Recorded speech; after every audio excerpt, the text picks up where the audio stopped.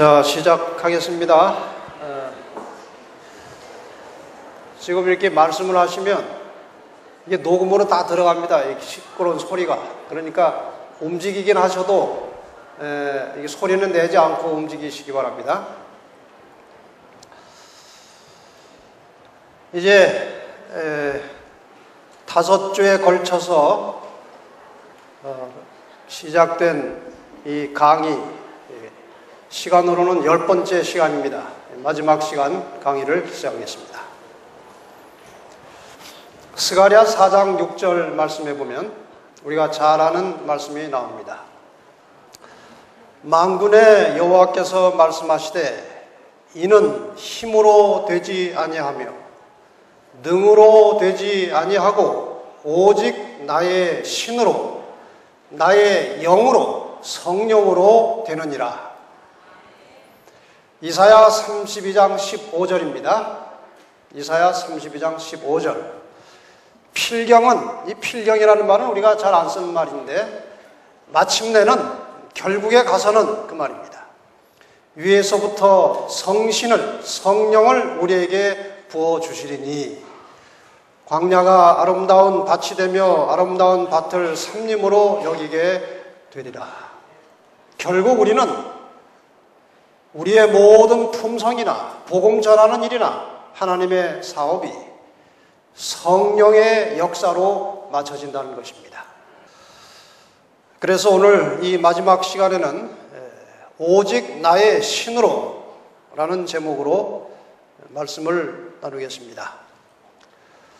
먼저 우리가 얼마 전에 믿음으로 얻는 의에 대해서 공부하는 동안에 이 하나님의 자녀가 어떻게 되는지를 공부했습니다마는 지금 성령에 대해서 공부하는 시간이기 때문에 방향을 조금 다른 각도로 해서 다시 한번 하나님의 자녀로 태어나는 원리를 설명을 드리겠습니다. 시편 51편 5절에 보면 인간이 출생하는 경위에 대하여 이렇게 기록합니다. 다윗이 말하기를 내가 죄악 중에 출생하였으며 모친이 죄 중에 나를 잉태하였나이다.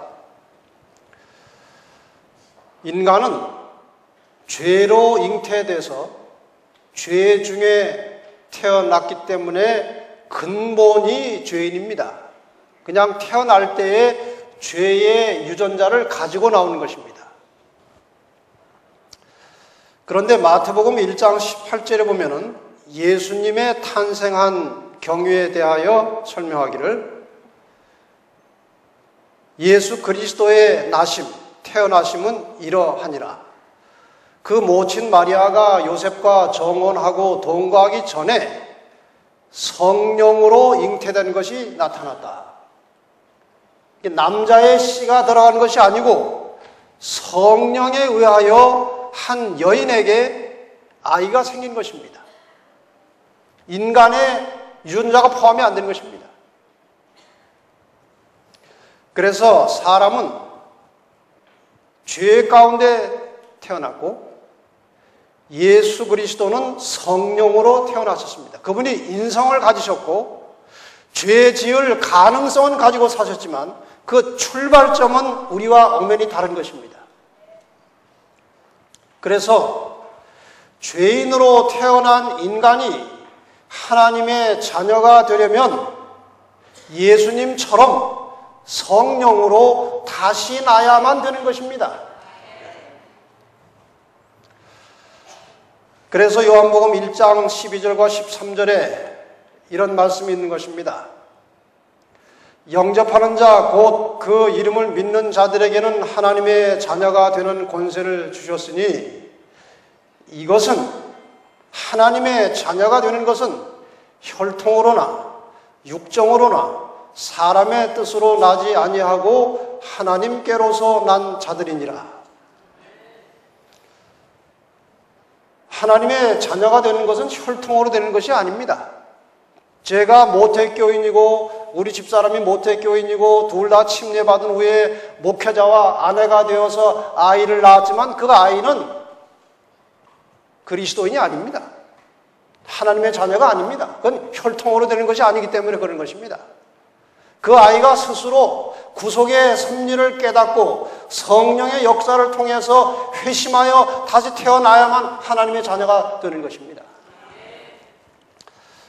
그래서 요한복음 3장 3절과 5절에 한밤중에 찾아온 니고데모에게 예수님께서 아주 심오한 구원의 이치를 가르쳐 주셨고, 그것은 니고데모만을 위한 것이 아니고 이 후세에 살아갈 모든 사람들을 위해서 주신 이 거듭남의 원리인 것입니다. 예수님께서 니고데모에게 사람이 다시 태어나지 않으면, 거듭나지 않으면 하나님 나라에 들어갈 수 없다고 그랬어요. 그랬더니 니고데모가 반문을 하죠. 사람이 어떻게 모태에 들어가서 다시 나옵니까? 예수님께서 말씀하시기를 사람이 물과 성령으로 나지 아니하면 하나님 나라에 들어갈 수 없느니라. 여기에서 중요한 것은 물이 아니라 무엇입니까? 성령입니다. 성령. 자, 이제 이 두 가지 출생에 대하여 좀 생각을 해 보십시다. 예수 그리스도의 출생과 인간의 출생. 예수님은 성령으로 잉태되어 태어나셨고 하나님의 아들이 되셨고, 그래서 하나님을 아버지라고 부르셨습니다. 사람은 죄악 중에 태어납니다. 태어날 때는 하나님의 자녀가 아닙니다. 죄에 팔려갔기 때문에 아직 하나님의 자녀가 아닙니다.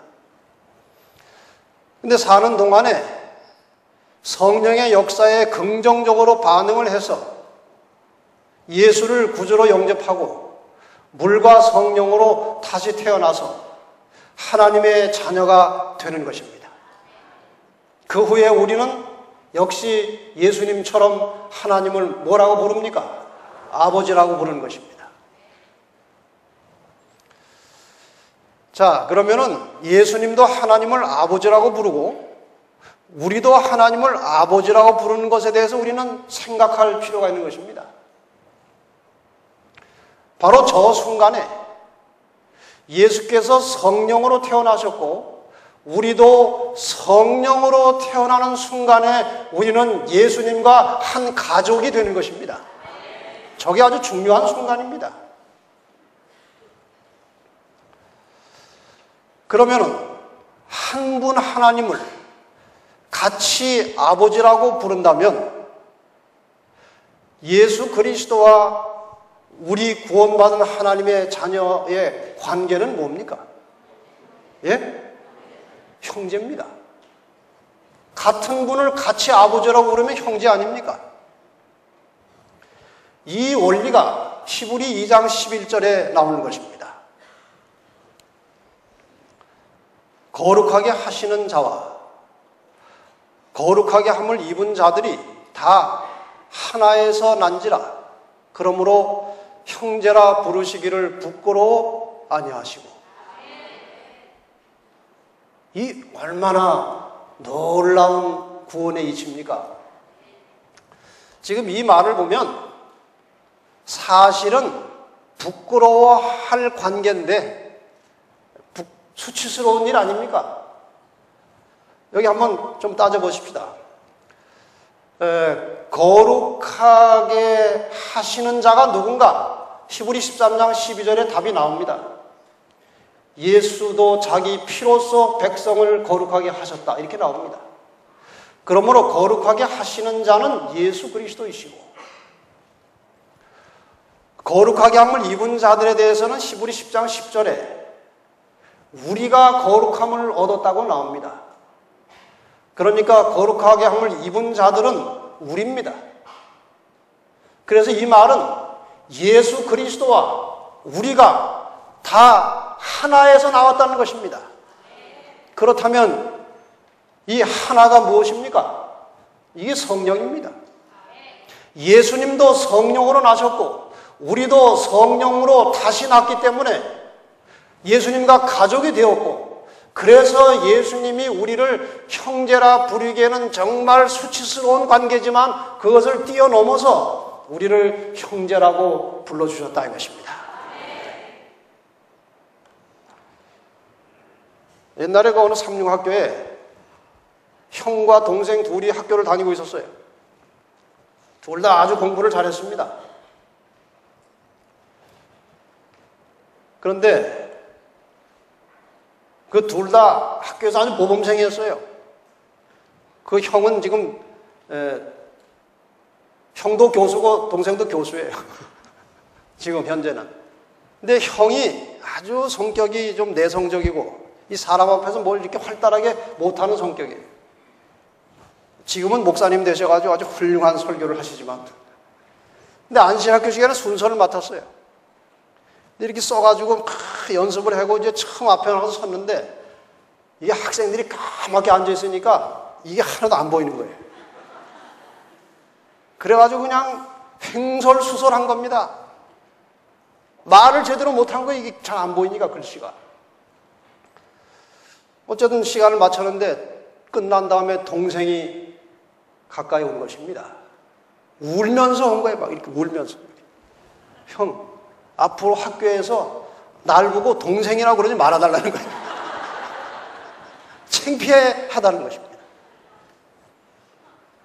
같은 사람끼리도 재구실을 못하면 서로 창피하기도 하고, 서울에 그 성공한 큰 회사의 간부들이 저 시골에 사는 그냥 이 할머니가 남루하게 올라오면은 어머니라고 하기가 사실 떳떳지 않아 하는 사람들 있잖아요. 그런데 예수님이 우리같이 형편없는 것들을 형제라고 하셨다는 것입니다. 이 얼마나 놀라운 선물입니까? 그냥 한 것이 아니고 이 우주의 생명의 원리를 범하지 않은 상태로 하신 것입니다. 성령으로 같이 태어났기 때문에. 결국 예수님도 성령으로, 우리도 성령으로 태어나서 하나님의 자녀가 되었다는 것입니다. 고린도전서 12장 3절에 보면은, 그러므로 내가 너희에게 알게 하노니 하나님의 영으로 말하는 자는 누구든지 예수를 저주할 자라 하지 않고 또 성령으로 아니하고는 누구든지 예수를 주시라 할 수 없느니라. 이걸 좀 더 쉬운 현대어 성경에서 보면은 성령의 도움 없이는 아무도 예수는 주님이시다라고 고백할 수 없다는 것입니다. 여러분 다 예수 그리스도가 나의 구주이심을 고백하십니까? 그것은 성령의 역사가 없이는 할 수 없는 일입니다. 그러므로 우리는 예수를 주님이라고 부를 수 있고 고백할 수 있다면 성령의 역사가 들어온 것입니다. 그래서 우리는 다시 태어나서 하나님의 자녀가 된 것입니다. 로마서 8장 14절로 16절에 보면은 하나님의 자녀가 된 자들에 대해서 이렇게 정의하고 있습니다.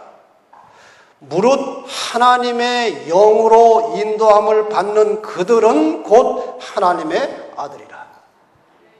다시 말해서 성령으로 태어났으면 성령의 인도를 따라서 살아야 된다는 것입니다. 많은 사람들이 출발은 성령으로 하고 그 이후의 삶은 육으로 살기 때문에 열매가 없는 것입니다. 로마서 8장 17절에 보면은 예수께서 우리를 형제라고 부르신 것에 대한 보상력이 나오는 것입니다. 그냥 되는 게 아니에요. 로마서 8장 17절에 자녀이면 또한 후사 곧 하나님의 후사요 그리스도와 함께한 후사니, 이 후사라는 말은 상속자라는 것입니다. 상속자. 우리가 그와 함께 영광을 받기 위하여 고난도 함께 받아야 될 것이니라. 형제의 운명은 같은 것입니다. 한 집안에서 가난하게 살면은 형은 부자고 동생은 가난한 게 아니라 둘 다 가난한 것입니다. 마찬가지로 우리의 형제이신 예수께서 고난을 받으셨다면 우리도 고난을 받아야 하는 것입니다. 그리고 그분이 하늘의 영광을 유업으로 받으셨다면 우리도 형제로서 당연히 받아야 하는 것입니다. 여기 로마서 8장 14절과 16절에 말하는 것은 양자로 설명하고 있어요. 양자도 자식의 권리가 있는 것입니다. 제가 이대 독자라 군대를 6개월만 갔다 오도록 되어 있었는데 제가 수속하러 구청의 그 본적지에 가서 보니까 이대 독자가 아니에요. 우리 아버지 고적에 아들이 하나 올라와 있는 것입니다. 양자가 들어온 것이에요. 그 경위를 알아봤더니 저희 할머니가 40이 되도록 아들이 없었어요. 딸만 셋이 있고. 그래서 아들이 없는 것 같다 하고 양자를 하나 입적을 시켜놓은 거예요. 그 다음에 우리 아버지가 태어나셨어요. 그러면 그걸 빨리 지워야 되는데 그냥 그거를 두고 있다가 제가 가보니까 제가 이대 독자가 아니라 꼼짝 못하고 군대 갔다 왔어요. 3년 그대로 다 갔다 왔어요. 제가 그때 하도 다급해가지고 그거 지우면 안 되냐고 그랬어요. 재판을 하래요, 재판. 그 재판도 당신이 20살 되기 전에 재판을 해야 효력이 있지 20살 넘으면은 군대 기피에 의한 고의적인 목적이기 때문에 효력이 없다는 것입니다. 그래서 양자 떼기가 그렇게 어렵다는 사실을 깨달았어요. 여러분, 양자로 하나님께 들어오면요 떨어지기 정말 어려운 거예요. 문제는 좀 양자답게 살려고 노력을 해야죠. 예수님과 형제면 형제라는 거는 비슷하다는 의미도 갖는 거 아닙니까? 진짜 형제인데도 너무 다르면 형제인데 왜 저래? 그러고 형제가 아니지만 비슷하면 꼭 형제 같다고 그러지 않습니까? 그러면은 예수님과 형제가 됐으면 예수님처럼 살려고 그런 노력을 해야 되지 않겠습니까? 하나님의 상속자로서 그리스도와 공동 상속인이 되었다는 것입니다. 그래서 하나님께서 하늘을 우리에게 유업으로 주시겠다는 것입니다. 법적으로 하자가 없는 것입니다. 자, 이렇게 하나님의 자녀로 태어났으면 살아가는 원리는 무엇이냐? 아까는 태어나는 원리예요. 살아가는 원리가 있는 것입니다. 예수님과 형제가 된 그리스도인들은 그 삶의 원리를 예수님의 생활에서 찾아야 하는 것입니다. 그렇습니까? 예수님처럼 살아야 되는데 예수님께서 사신 기록들을 다 이렇게 적어보면요, 찾아보면 마태복음 3장 16절에 침례받으실 때 성령이 임하신 모습이 나옵니다. 마태복음 4장 1절에 성령에 이끌려서 광야로 가시는 장면도 나옵니다. 누가복음 4장 1절에 보면은 성령의 충만함을 입어 요단강에서 돌아오셨다고 되어 있습니다. 그리고 성령에게 이끌리셨다는 표현이 나옵니다. 누가복음 4장 14절에 보면은 예수께서 성령의 권능으로 갈릴리에 돌아가셨다고 그랬어요. 심지어는 누가복음 10장 21절에 예수께서 성령으로 기뻐하사, 기쁨도 무엇에서 온 것입니까? 성령에서 나온 것입니다. 다시 말하면 예수님의 모든 삶은 성령으로 태어난 이후에 마지막 순간까지 성령으로 살아셨다는 것입니다. 어떻게 그렇게 사셨느냐? 마태복음 14장 23절에 예수님께서 기도하러 산에 올라가시는 장면입니다. 누가복음 5장 16절에 예수님께서는 바쁜 일과에서 물러가셔서 시간을 내셔서 기도하셨다는 장면이 나옵니다. 누가복음 6장 12절에 보면 예수님께서 밤새도록 이슬 맞으며 기도하시는 장면이 나옵니다. 여러분, 하나님의 아들이 왜 밤새도록 이슬을 맞으면서 철야 기도를 하십니까? 우리에게 본을 보여주시기 위해서 하신 것입니까? 기도가 필요해서 하신 것입니까? 필요해서 하신 것입니다. 그것이 우리에게 본이 되는 것이고,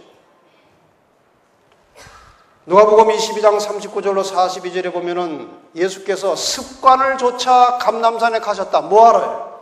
기도하러 가신 것입니다. 기도하러. 예수님의 삶은 기도의 연속이셨습니다.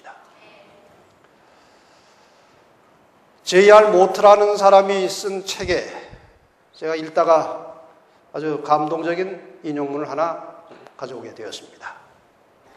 나사렛의 뒷동산이 그의 숨겨진 비밀을 내놓을 수 있다면, 갈릴리 호수가 그 목격한 것을 말할 수 있다면, 예루살렘 주변의 외진 장소들이 저들의 이야기를 할 수 있다면, 감람산이 입을 열어 그곳에서 일어난 일들을 말할 수 있다면, 그들은 우리에게 다른 그 무엇보다도 우리 주님의 기도 생활에 대하여 말할 것이다.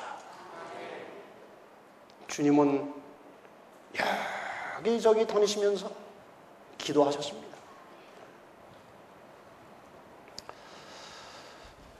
시대의 소망 259페이지, 260페이지에 보면은 그 시몬 베드로의 집에서 이제 잠시 머무시면서 환자들을 치료하시는 장면이 나옵니다. 그 베드로의 장모님도 이제 고쳐주시고, 예수님께서는 밤 늦게까지 일을 하셨습니다. 그런데 아침에 동네가 아직도 잠들어 있을 때 구주께서는 새벽 오히려 미명에 일어나 나가 한적한 곳으로 가서 거기서 기도하셨다.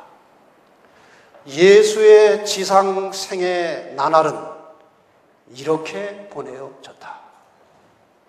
매일 그렇게 기도하셨습니다. 아침마다, 그리고 저녁에 혹은 밤새도록. 종종 예수님께서는 제자들에게 집에 가서 좀 쉬고 오라고 휴가를 주셨습니다. 제자들이 주님도 좀 쉬시죠 하고 이렇게 제안을 하면은 조용히 물리치시고 혼자 일하시고, 땅거미가 질 때나 혹은 이른 아침에 아버지와 교통하기 위하여 산의 성소를 향하여 길을 떠나셨다.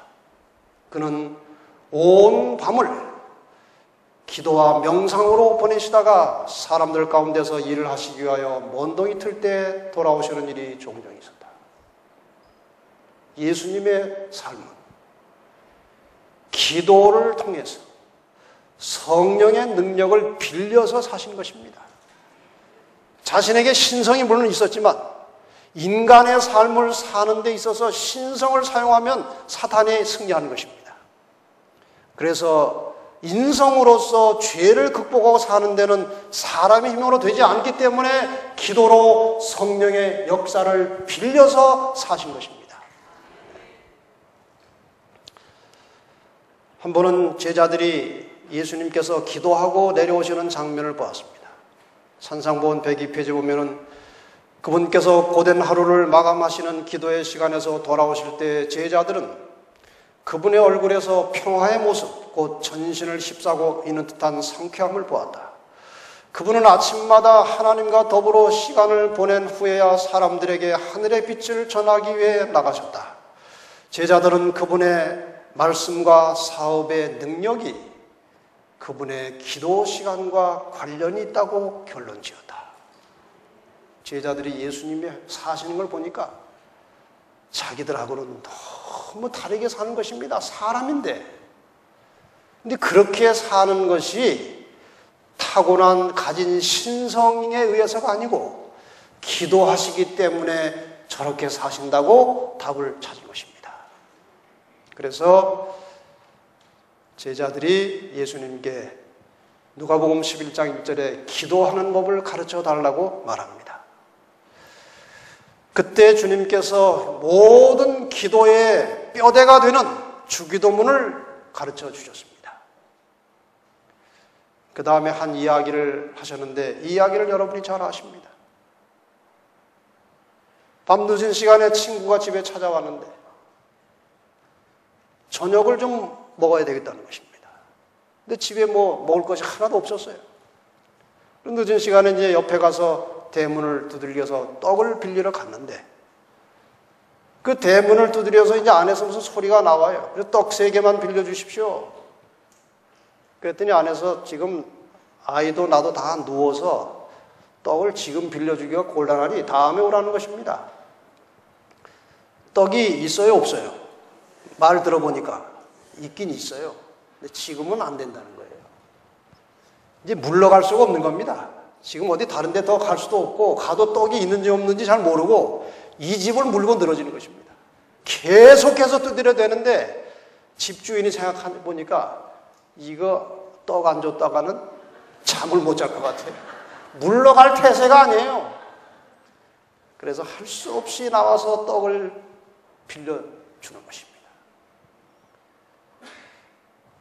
예수님께서 이 비유를 하시면서 그가 그 벗됨을 인하여 빌려준 게 아니고 뭐 때문에 빌려줬다고 그래서요? 그 강청함을 인하여 떡을 빌려주지 않았느냐? 근데 너희가 지금 나에게 뭘 어떻게 그렇게 사는지 비법을 지금 전수해 달라는 것 같은데 비법이 바로 이거다 이거예요. 하나님께 매어 달리되 어떤 심정으로 매어 달리라는 것입니까? 하나님은 그런 분은 아니시지만 마치 떡을 가지고 있으면서도 안 빌려주려고 하는 사람 집에 대문을 두들겨서 마침내 떡을 받아가는 그런 심령으로 하나님께 매달리라는 거예요. 그런 심령으로 매달려서 기도를 하되 뭘 구하라는 것입니까? 성령을 구하라는 거예요. 너희가 악할지라도 자식에게 좋은 것을 줄 줄 알거든 하물며 너희 천부께서 구하는 자에게 성령을 주시지 않겠느냐? 여기 구한다는 말은요 그냥 보통 지나가는 말로 한번 해보는 말이 아니에요. 아주 목숨을 걸고 덤벼들어서 찾아가는 것입니다. 왜 그럴까요? 저는 이 성령을 공부하다가 이렇게 사람에게 성령이 절실하게 필요한 것이라면은 좀 알아서 이렇게 적당하게 주시지. 그걸 왜 꼭 그냥 대문 두들겨서 그냥 억지로 떡 받아가는 심령으로 구해야만 주시고 안 구하면 왜 안 주시나? 근데 답이 나왔어요. 성령의 역사가 시작되면 놀라운 변화와 능력이 생기는데 구하지도 않았는데 그걸 받아가지고 이상한 힘이 생기고 능력이 생기면은 사람 망치는 것입니다. 자기 잘난 줄 알고 하다가 망하는 것입니다, 스스로. 그래서 하나님께서는 정말 간절한 심령으로 하나님께 구해서 성령이 임하여 어떤 역사가 나타나고 열매가 달릴 때 그것을 100% 하나님께 영광을 돌릴 수 있도록 준비된 사람에게 성령을 주시겠다 그 말입니다. 그 성령의 역사가 나타날 때 그 결과를 가지고 자기의 영광을 취하려고 하는 사람에게 하나님께서 성령을 주시면 그 사람 망치는 겁니다. 그래서 정말 큰 성령의 역사는 온전히 모든 일의 결과를 가지고 하나님께 영광을 돌리도록 준비된 자에게 임한다는 것입니다. 그 마음을 우리 다 같이 준비하고 한번 살아보시기 바랍니다.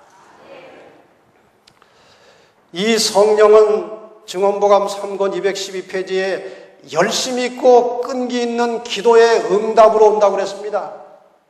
지금 보신 대로 그냥 오는 것이 아니고 보통 기도가 아니고 열심 있고 끈기 있는 기도의 응답으로 온다는 것입니다. 그래서 성령 충만한 삶을 사려면 이러한 기도가 첫 번째 필요하고 목적이 뚜렷해야 하는 것입니다. 목적.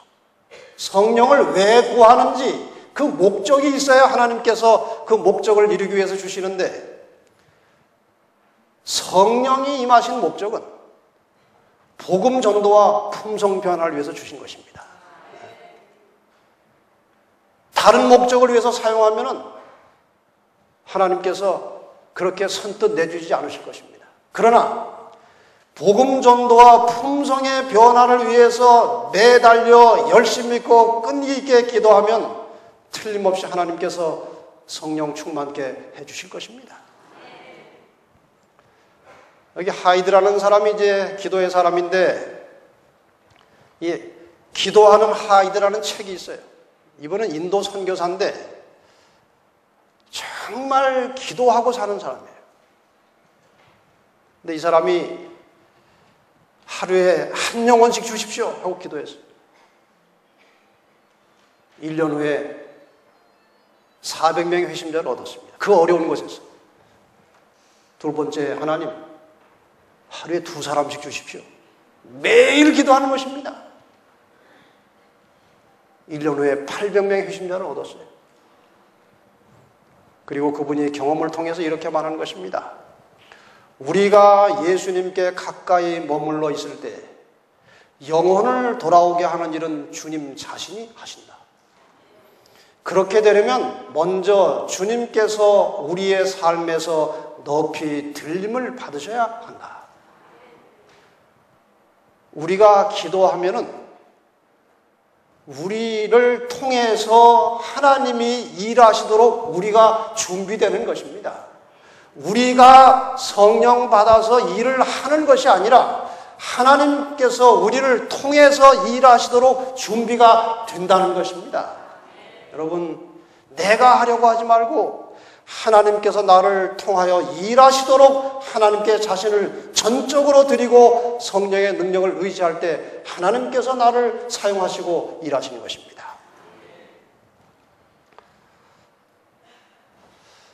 이 성령께서 하시는 일은 끊임없이 우리를 순간마다 하나님의 뜻대로 살도록, 복음을 전하도록, 품성이 변화되도록 끊임없이 우리를 돕고 역사하시는 분입니다. 하나님의 영으로 인도함을 받지 않는다면 하나님의 자녀가 아닌 것이고, 하나님의 자녀라면 하나님의 영의 인도함을 받는다는 것입니다. 여기 목사에게 보내는 것면 499페이지에 우리의 경험 어느 지점에서도 우리의 첫 출발을 가능하게 했던 그 도심이 없이 지낼 수 없다. 우리의 이 새 출발, 첫 출발은 누가 가능하게 하셨습니까? 성령께서 하셨습니다. 여기 우리는 죄 중에 출생했다가 성령의 역사를 통해서 다시 태어났습니다. 이것이 바로 이 성령께서 우리의 첫 출발을 가능하게 도우신 분 아닙니까? 그 뒤로는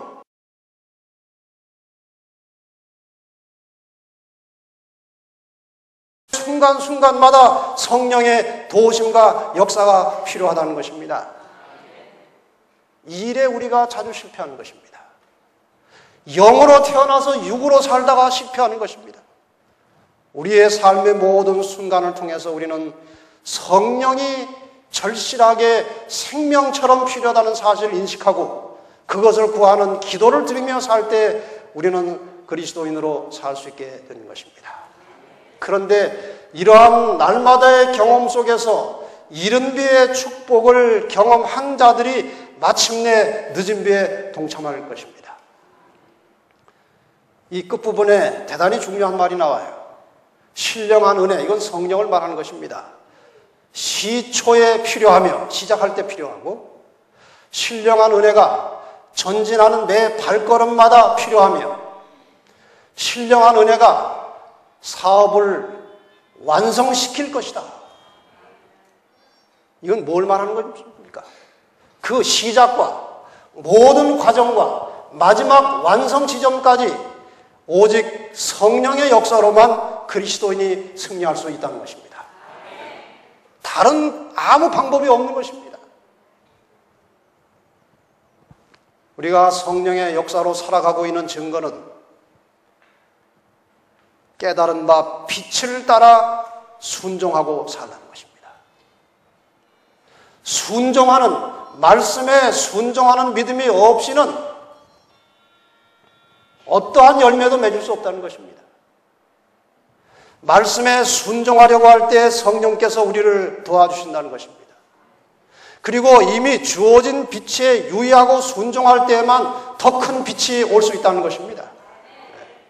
그래서 우리는 성령의 인도를 따라 사는 하나님의 자녀라고 하는 것은 빛을 따라 순종하는 삶을 말하는 것입니다. 성령의 도움이 없이는 말씀 전파가 아무 소용이 없을 것이고, 성령께서 양심을 일깨우고 생애를 변화시키는 것이고, 우리가 전도할 때 성령께서 사람의 심령에 호소하는 능력을 주시는 것입니다. 이렇게 중요한 성령의 역사가 우리의 생활 속에 잘 나타나지 않는 이유는 우리가 그 문제를 깊이 생각해 보지 않기 때문이라고 말씀하셨고, 자질구레한 일들이 마음을 채우고 있어서 성령의 능력과 역사가 제한되고 있다고 말씀하십니다. 오늘 우리의 생활은 너무나 복잡합니다. 지갑을 열면은 카드가 한 10대장 꽂혀 있어요. 뭐 할인 받으려고. 통장이 무슨 적금 통장, 보험 통장, 예금 통장 해가지고 이만큼씩 가지고 다녀야 돼요. 너무 머리가 복잡합니다. 핸드폰은 또 여기 또 품고 살아야 돼. 이거 없으면 꼭 무슨 병 난 것 같아. 그래가지고 이래가지고 또 이걸 또 보고 뭐 웃기도 하고 뭐. 참 우리가 뭡니까 이거? 네? 우리 생활을 최대한 단출하게 살 필요가 있어요. 가급적 조금 손해보더라도 카드도 싹 줄여버리고 뭐 할인 좀 덜 받으면 어떻습니까? 네? 그거 그냥 신경 쓰고 뭐 잊어버리면 또 카드 만들고 그런 거 다 좀 초월해서 좀 이 성령 중심으로 살아보시기 바랍니다. 이 뭐 자질구레한 것들 좀 버리고 언제 주님이 오시더라도 미련 없이 승천할 수 있도록 나그네처럼 여행자처럼 단순하게 오직 성령의 인도를 따라서 살아가시길 바랍니다. 그리고 성령은 말씀을 통해서 역사하십니다. 말씀에 대한 접촉을 많이 해야 우리가 기도하여 어떤 해답을 구할 때에 성령께서 이미 우리 머릿속에 입력된 말씀을 생각나게 하셔서 우리를 도우시겠다는 것입니다. 말씀 없이 그냥 기도만 하면은 딴 영이 들어와가지고 마치 성령처럼 위장할 수가 있어요. 아주 위험한 것입니다. 영의 사람이 되려면은 말씀을 가까이 하시기 바랍니다. 그래야 성령께서 이 말씀을 생각나게 하셔서 우리를 바른 길로 인도하시겠다는 것입니다. 그러니까 어디 가서 말씀도 별로 안 보고 막 일주일씩 금식하시다가요, 다른 영이 탁 들어와 버리면 큰일 납니다. 항상 말씀과 영의 역사를 같이 경험하시기를 바랍니다. 항상 깨어서 기도하라고 말씀하십니다. 성령은 기도의 역사를 통해서 온다고 하셨습니다. 매 순간마다 신령한 대리자와의 연결이 우리의 전진에 필수적이다. 능력 있는 기도 조건은 정결한 마음을 갖는 것입니다. 마음을 깨끗하게 하는 것입니다. 야고보 4장 8절에 하나님을 가까이 하라, 그리하면 너희를 가까이 하시리라. 죄인들아 손을 깨끗이 하라. 이 손을 깨끗이 하라는 말은 행동을 깨끗하게 하라는 것입니다. 두 마음을 품은 자들아 마음을 성결케 하라. 기도하다가 예배드리다가 뭐 성지하고 좀 이렇게 불안한 게 생각나면 그것부터 하고 오라는 것입니다. 다시 말하면 능력 있는 기도를 드리려면 죄를 품고 살지 말아야 한다는 것입니다. 언제나 죄를 쌓아놓지 말고 즉시로 느껴지는 대로 해결을 하고 살라는 것입니다. 그리고 모든 사람과 화목하고 평화스럽게 살라는 것입니다. 다른 사람하고 안 좋은 감정 가지고 기도하고 앉아봐야 소용이 없다는 말 아닙니까? 두 번째로는 경건하게 살라는 것입니다. 의인의 간구는 역사하는 힘이 많으니라. 주는 의인을 향하시고 그의 귀는 저의 간구에 기울이신다. 좀 우리가 경건하게 살려고 훈련을 하고 연습을 하고 모든 하나님과 나 사이를 가로막는 죄된 습성을 빨리빨리 고치고 그래서 내 생활 속에서 죄가 자주 나오지 않도록 경건하게 살 때에 기도의 능력이 있다는 것입니다. 그리고 일단 구하면 확실하게 믿으라는 것입니다. 내 이름으로 무엇을 구하든지 내가 시행하겠다. 예수님이 약속하신 것입니다. 하나님의 뜻에 맞는 기도를 드린 다음에는 100% 믿고 확신하라는 것입니다. 기도하고 구하는 것은 받은 줄로 믿으라. 한 이야기를 하고 이제 마치겠습니다. 1999년에 제가 연합회 있을 때 그 성경 암송 대회를 이제 전국적으로 했습니다. 그때 그 암송할 성경절을 1000절을 묶어서 이렇게 전국에 배포한 적이 있어요. 어떤 집사님이 이제 거기에 도전한 것입니다. 말씀을 좀 암송하려고.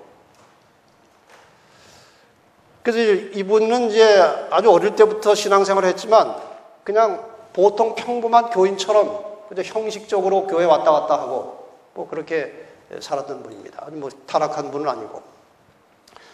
근데 하나님의 말씀을 날마다 접촉하고 암송하고 그 말씀과 함께 살면서 하나님의 사랑을 깊이 깨닫게 되더라는 것입니다.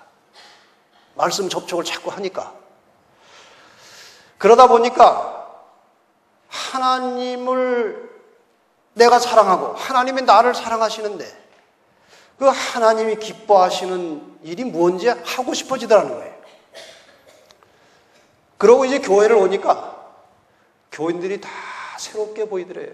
그 전에 조금 기분 안 좋던 사람들도 좋게 보이고 저 사람을 위해서 내가 뭘 도와줄 수 있을까? 그런 생각이 자꾸 나고 그래서 교인들에 대한 관심이 먼저 생기면서 교인들 하나하나를 위해서 기도하고 가까이 접촉해서 그 문제를 풀어주고 돕고 봉사하는 일을 하기 시작하니까 자기에게 영이 역사하고 변화가 오는데 기도하지 않을 수 없고 말씀은 지금 계속 암송하는 중이고 전도하는 것이 얼마나 즐거운지 너무나 생활이 달라지더라는 것입니다. 늘 마음에 기쁨이 충만하고 그렇게 지금까지 사는데 이것이 변화가 없이 계속해서 그 상태가 유지되는 것입니다. 제가 오늘 전화를 해가지고 그동안 그렇게 사셔서 몇 명 정도 우리 교인을 좀 잘 이렇게 새로 믿음을 확실하게 심어주거나 새로운 교인들을 얼마나 인도하셨습니까? 한 200명 정도 했다고요. 근데 200명이 보통 사람들이 아니고 다 제자로 양성이 돼가지고 그 사람들도 자기처럼 일한다는 것입니다. 그래서 그렇게 성령이 충만한 가운데에서 사람들을 접촉해서 믿음을 세워주고 새 영혼들을 인도하는데 그 사람들이 거의 교회를 떠나지를 않는다는 것입니다. 왜 그렇습니까? 성령으로 태어났기 때문에 그런 것입니다. 오늘날 이 교회에 많은 새신자들이 육정으로 태어나고 있는 것입니다. 그냥 이렇게 뭐 잘해주고 뭐 또 이렇게 건강 뭐 이렇게 마사지도 해주고 뭐 이렇게 잘해주고 침례받으라고 그러니까 미안해가지고 받는 사람도 있고 한국 사람도 이렇게 정이 있어가지고 침례가 뭔지는 모르지만 자기한테 잘해준 사람이 자꾸 받으라고 그러니까 그건 받지요 뭐. 성령으로 태어나질 않고 육정으로 태어난 것입니다. 그래서 교회 들어오는 사람은 1년에 6천 명인데 1년이 지나면은 3, 4천 명이 나가는 것입니다. 이게 오늘 우리의 현실입니다. 왜 그렇습니까? 우리가 성령이 충만하지 않기 때문에 영으로 사람을 태어나게 하는 것이 아니고 육으로 태어나게 하는 것입니다. 여러분이 교회가 강해지려면 우리 모두가 다 영으로 충만한 사람이 되어야 하는 것입니다. 이 집사님이 늘 그렇게 사니까 거의 다 제자로 양성이 되지 떨어져 나가는 사람이 별로 없더라는 것입니다. 이 경험이 우리 모두의 경험이 된다면 한국에는 놀라운 역사가 일어날 것입니다. 또 그런 변화가 와야 하는 것입니다. 우리는 지난 5회에 걸쳐서 10시간의 강의를 통해서 재림교회, 재림의 징조, 재림의 준비 이런 정신과 주제로 공부를 했습니다. 예언과 함께 정말 이 교회는 이 역사의 마지막에 하나님께서 특별한 관심을 가지고 지키시고 인도하시는 교회입니다. 예언된 교회입니다. 더 이상 뒤에 다른 교회가 없는 것입니다. 우리가 하나님의 마지막 사업을 완수해야 하는 것이고 재림을 알려야 하는 것이고 그 징조들이 예언적으로 지금 우리 앞에 현저하게 다가와 있는 것입니다. 이제 우리는 재림을 위해서 깨어나야 하는 것입니다. 여기 백미러에 보면은 밑에 무슨 글씨가 있습니까? 사물이 거울에 보이는 것보다 가까이 있습니다. 이게 뒤에 여기 비춰진 것은 실제 거리는 눈에 보이는 것보다 훨씬 가까우니까 조심하라 그 말입니다. 예수님의 재림은 사람의 생각보다 빨리 올 것입니다. 준비하십시다. 이제 우리의 모든 삶의 초점을 예수님의 재림에 맞추어서 살아가십시다. 필수적인 것은 순간마다 성령의 역사를 의지해야 하는 것입니다. 그것은 우리의 간절하고 열렬하고 끈기 있는 기도를 통해서 얻어지는 것입니다. 그러한 삶이 우리에게 필요합니다. 이제 이 말씀을 보고 기도하고 마칩시다. 요한일서 3장 1절로 3절입니다.